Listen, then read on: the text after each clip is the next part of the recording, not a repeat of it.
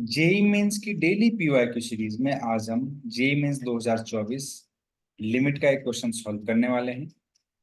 इस क्वेश्चन में बोला गया है कि एफ एक डिफरेंशिएबल फंक्शन है जीरो से इंफिनिटी में। एफ ऑफ वन की वैल्यू वन है और ये लिमिट की वैल्यू गिवन है। तो हमसे इस एक्सप्रेशन की वैल्यू पूछी गई है।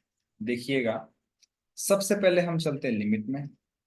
Limit T tending to x और t square f x minus x square f of t upon t minus x. जैसे ही आप टी की जगह पर एक्स रखेंगे तो आपको जीरो बाई जीरो फॉर्म मिलेगी, और जीरो बाई जीरो फॉर्म पे हम एल हॉस्पिटल रूल लगा सकते हैं, एल हॉस्पिटल रूल लगा सकते हैं। तो चलिए लिमिट को हम ऐसे रहने देते हैं और इस पे लगाते हैं एल हॉस्पिटल रूल। तो देखिए यहाँ पर ये limit T tending to X है, तो एक्स क्या है, कांस्टेंट है, कांस्टेंट की तरह ट्रीट होगा, और टी जो है वो वेरिएबल की तरह ट्रीट होगा। यानी कि एक्स का डिफरेंशिएशन हम जीरो लेंगे और टी का एज अ वेरिएबल की टर्म्स में लेंगे।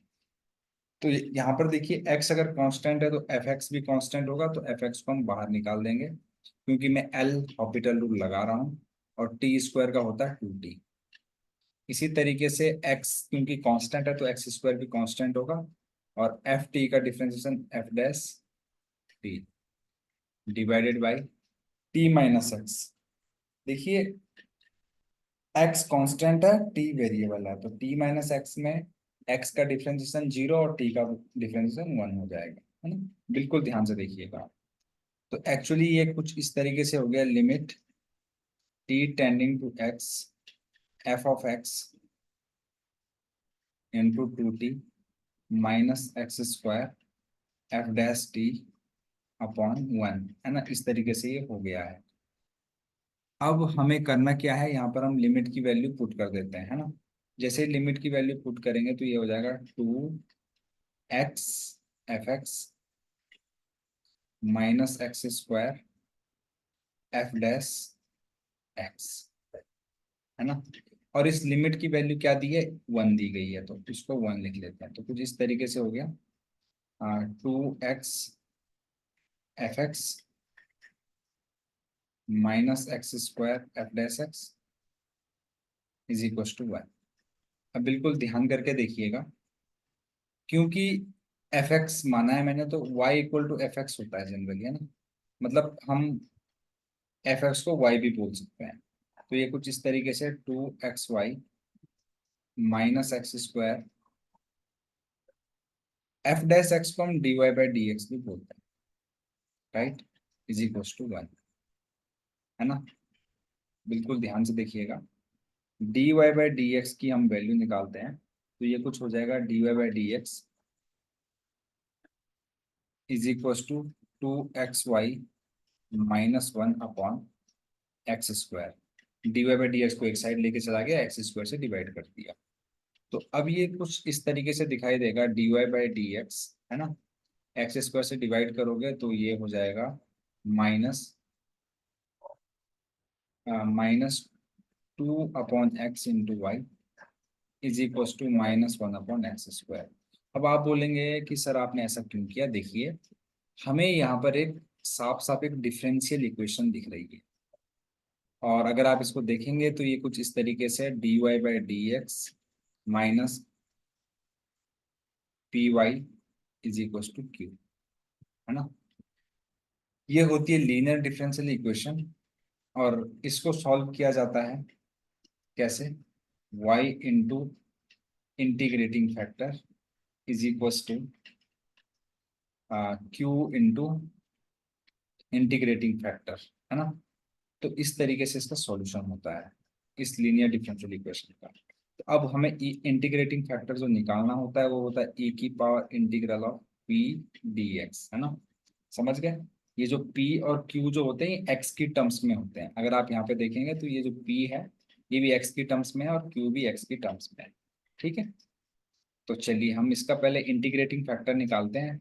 इंटीग्रेटिंग फैक्टर जो है इसका e की power integration of P D x, P की जगह पर रख देते हैं हम minus two upon x D x. तो यहाँ से जो आएगा e की पावर माइनस 2 ln x, और जिसको हम लिख सकते हैं e की पावर ln x की पावर -2। सही है।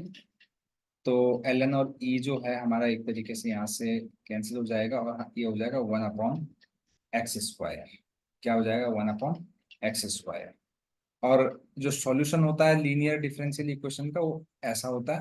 तो y इंटू इंटीग्रेटिंग फैक्टर है 1/x² is equal to q की जगह पर हम क्या रखेंगे? -1/x² into 1/x² dx। तो ये हो जाएगा y/x² is equal to, minus बाहर निकाल देंगे यहाँ से, और ये हो जाएगा x की पावर -4 dx। ठीक है। इसको जब हम इंटीग्रेशन इसका हम करेंगे, तो ये कुछ हो जाएगा -x की पावर -3/-3 प्लस c। तो माइनस से माइनस कैंसिल हो जाएगा, और ये आ जाएगा y/x² -1/3x³ है ना, प्लस c। अब मुझे इस c की वैल्यू निकालनी है। ये आर्बिट्रेरी कांस्टेंट होता है, c की वैल्यू आएगी कैसे? क्योंकि हमें f(1) = 1 गिवन है। तो यहाँ पर आप 1 रख दीजिए। f(1) = 1 का मतलब हो गया कि जब x की वैल्यू 1 रखोगे तो y की वैल्यू 1 मिलेगी। यानी x, y 1, 1 रख दो। तो जब आप 1, 1 रखोगे तो 1/1 is equal to 1/3 plus c। तो यानी कि c की वैल्यू यहाँ से आ जाएगी 2/3, है ना। तो रख दीजिए यहाँ पर c की वैल्यू 2/3। तो y की जो वैल्यू आ जाएगी, y is equal to 1/3x, x² को दूसरी साइड ले जाके मैंने इंटू कर दिया, प्लस 2x²/3। अब एक्चुअल में हमें वैल्यू पूछी गई है इस एक्सप्रेशन की, और हमारे पास fx y की वैल्यू आ चुकी है, और y को हम क्या माने?